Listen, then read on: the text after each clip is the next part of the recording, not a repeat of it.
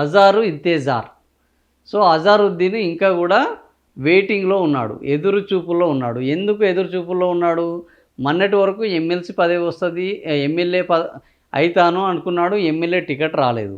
తర్వాత ఎమ్మెల్సీని ప్రకటించారు, ఇంతవరకు ఎమ్మెల్సీ కూడా కాలేదు, ప్రమాణ స్వీకారం జరగలేదు, అది పూర్తి కాలేదు, అది హైకోర్టులో ఉన్నది.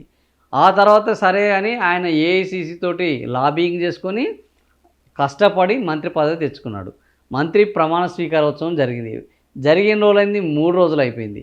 కానీ మరి ఇంతవరకు ఆయనకు శాఖ ఇచ్చారంటే ఈ శాఖ ఇవ్వలేదు.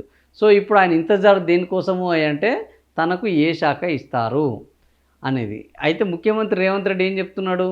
నువ్వు మైనార్టీల నుంచి వచ్చావు, మైనార్టీల హక్కుల కోసం వచ్చావు, మైనార్టీలని సంక్షేమానికి పాటుపడు, క్రీడల సంక్షేమానికి పాటుపడు, ఒక క్రీడాకారుడుగా అని చెప్తున్నాడు.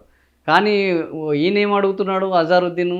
లేదు లేదు, నాకు మైనార్టీల సంక్షేమం నేను పాటుపడతాను, క్రీడలకు పాటుపడతాను, కానీ నాకు హోంశాఖ కావాలి. ఎందుకంటే బీఆర్ఎస్ గవర్నమెంట్లో వాళ్ళు మైనార్టీలకు, హైదరాబాద్ మైనార్టీలకు హోంశాఖ ఇవ్వడం జరిగింది. ఇక్కడ కూడా నాకు హోంశాఖ కావాలని ఆయన పేచి పెడుతున్నాడు.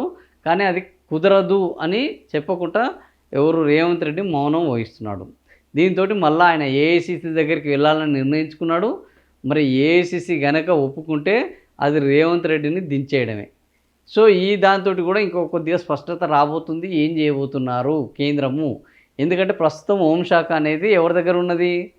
రేవంత్ రెడ్డి దగ్గర ఉన్నది. విద్యాశాఖ రేవంత్ రెడ్డి, మున్సిపల్ శాఖ రేవంత్ రెడ్డి దగ్గర ఉన్నది.